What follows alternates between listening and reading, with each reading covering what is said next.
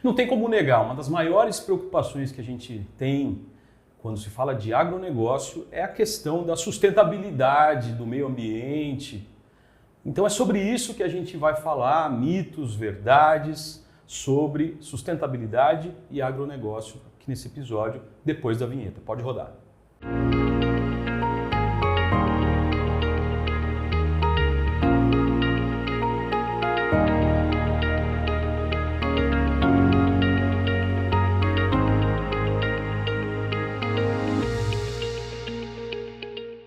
Oi gente, tudo bem? Que bom que você está aqui comigo em mais um episódio desse podcast MacCast AgroMais, diretamente aqui de Castro, a mais ou menos 2 horas e meia de Curitiba, onde nós estamos dentro do Espaço Mackenzie, do Hub Tecnológico Agro, com o DNA do Mackenzie, aqui no Parque Tecnológico Agroleite. É aqui nessa região onde são fabricados aí ou tratados mais de 3 milhões de litros de leite por dia.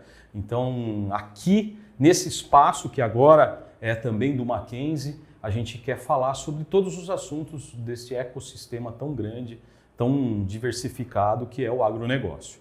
Hoje a gente vai falar de um assunto que é até de certa forma polêmico, mas a ideia aqui mesmo é desmistificar, é perguntar o que todo mundo gostaria de saber. Vamos falar um pouquinho sobre agricultura regenerativa, sobre sustentabilidade, com o meu amigo aqui, Zé Darley. E aí, Zé, tudo bem? Tudo bem, graças a Deus, e contigo?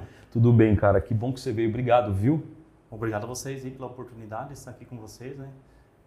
Repassar um pouquinho do conhecimento que a gente tem da região aqui, né? Uhum. E falar um pouquinho aí hoje da sustentabilidade, né? Uhum.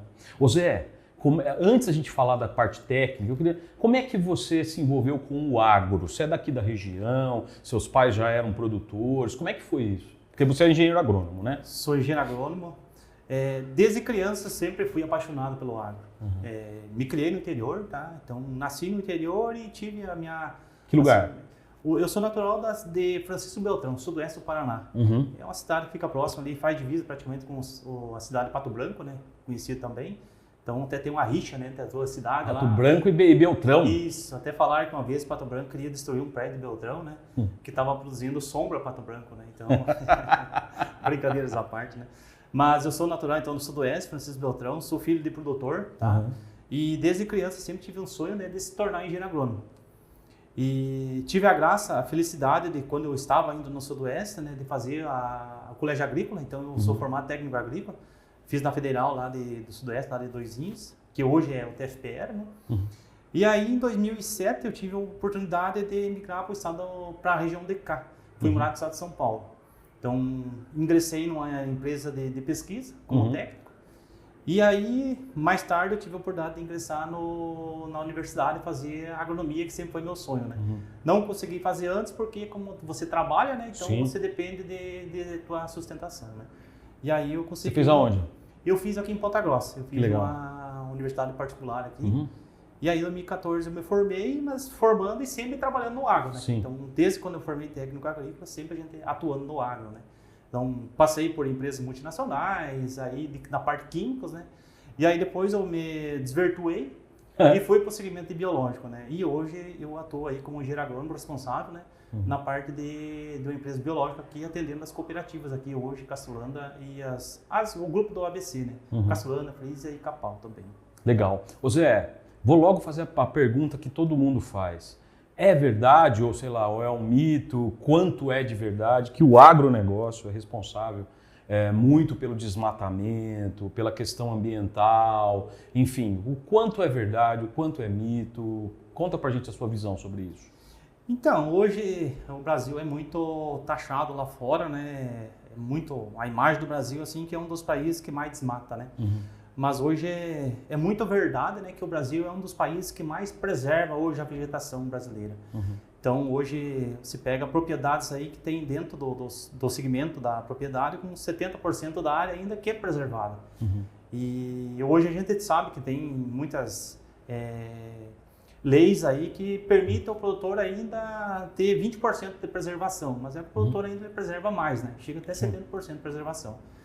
Então, assim, eu vejo que hoje o Brasil é um dos países Vejo não, tenho a certeza absoluta que hoje o Brasil é um dos países que mais tem áreas de preservação. Então hoje nós temos a Amazônia aí, que é o nosso berço, né, de preservação, né? E não somente lá, né? A gente pega a nossa própria região aqui, né? Então hoje tem muita preservação, muita preservação. Então eu vejo uma coisa assim que a nossa imagem não é transmitida da forma correta como deveria ser levada para fora, né? Então não é à toa que tem muitos países que vêm investir no Brasil pensando em preservar aqui para futuramente eles terem de repente lá uma questão de um crédito de carbono, pegar aqui e transferir para o país deles, né? Porque a gente sabe que tem muitos países aí que a poluição é uma coisa absurda, né? Que não tem hoje fontes aí que conseguem absorver, né? Então é possível aumentar a produtividade, então, de forma sustentável, com tecnologia, é isso? Com certeza. Hoje a nossa agricultura, nós estamos dentro do berço do plantio direto, tá? O plantio direto se iniciou nos Campos Gerais, tá? Aí na região de Carambeí, aí, então a gente tem aqui como referência o berço do plantio direto, né? E aqui se expandiu para todo o Brasil, né? O que é o plantio direto? O plantio direto é você não mexer na área, né? Começar o plantio, fazer todo o preparo, ali preparar a área antes para você começar aquele plantio ali, formar uma boa cobertura com palha, né? Com aveia, o mix de cobertura, outras culturas, né? E fazer o plantio direto na palha. Você faz o manejo com herbicida, né? Faz aquela dessecação e depois ali faz o plantio em cima da palha, né? Então isso é o chamado plantio direto, né? E ali você tem uma diversidade de micro-organismos que sobrevivem ali, né? Fazendo com que faça uma ciclagem de nutrientes e com isso você tem um aumento de produtividade, né? Agora, uma das coisas que você defende aí é a agricultura regenerativa. Como é que a gente poderia definir o que é a agricultura regenerativa? Perfeito, é uma pergunta assim que ampla, né? Ampla, e a gente vê assim que hoje a agricultura regenerativa ela consegue conviver junto com o manejo químico integrado. Então hoje a agricultura você consegue interagir associando o manejo biológico com o manejo químico, tá? Intercalando. E assim a gente consegue preservar em muitas situações, consegue preservar uma molécula química que demorou às vezes 15 anos, 20 anos para a indústria lá chegar nessa molécula e para trazer para hoje para o agro, né? Que vamos citar aí, por exemplo, aí uma situação de uma doença. A gente sabe que tem muitas doenças que precisam do manejo químico. Só que quando você faz essa associação do manejo biológico, pensando de ter esse manejo regenerativo ali com a sustentabilidade ali, ela casa perfeito e aí a gente consegue ter os tetos produtivos, né? Então isso é uma coisa muito legal, né? E como vocês estão aqui dentro, hoje é uma das maiores feiras do Brasil, né? Que é a AgroLeite aqui. Então a gente está dentro de um polo de leite, aqui uma bacia leiteira, que produz assim uma questão absurda de dejetos. E esse dejeto, tem muitas pessoas assim que pensam assim, mas o dejeto, como que esse pessoal faz para conseguir consumir esse dejeto dentro da propriedade? Então hoje a gente tem muitas propriedades aqui que tem já os biodigestores, conseguem produzir a própria energia, né, com aquele dejeto, tá? E eles conseguem incorporar isso nas propriedades, tá? Jogando aí numa profundidade lá de 40, 60 centímetros de profundidade, jogando o dejeto ali. Então ele não vai para o ambiente, não vai poluir um rio, não vai fazer aquela poluição, né? Então eles conseguem fazer usufruir desse dejeto, né, que está aumentando a fertilidade do solo e com isso nós conseguimos ter um aumento do teto produtivo, né? E qual tipo de dejeto que é produzido na cultura do leite? Hoje o do leite aqui, o dejeto é o esterco do animal, né? O esterco e a urina do animal, né? Então hoje aqui a nossa bacia leiteira é bastante grande, né? Então assim a gente consegue produzir assim, tem uma quantidade muito grande desses resíduos, né? Resíduo é o cocô da vaca, né? Sim, então, sim. Para quem não tem um conhecimento assim da cadeia, né? Então assim, esse é o cocô da vaca, produz ali e vai para uma composteira, né? Vai para uma fossa, deixa um processo de curtimento ali, quando chega num ponto assim que a fossa ela chega ali no desvaziamento, né? Quando não tem lavoura, não tem áreas assim, cultivos, né? Que a área está em pousio, o pessoal pega e começa a jogar na lavoura, né? Aquele que não tem o equipamento que faz a aplicação de injetar no solo, né? Via tipo, um suco de plantio, eles fazem e joga, né? Pega e esparrama em cima da área, né? A área em pousio. Então, esse hoje é um dos principais. Né? Conta um pouquinho da função da Biotrop. O que a Biotrop faz hoje, especificamente aqui em Castro? Perfeito. Então, assim, falando um pouquinho da Biotrop, né? Hoje eu sou responsável pelas cooperativas aqui como RTV das cooperativas. A Biotrop é uma empresa extremamente jovem, né? Então começou lá em 2018, tá?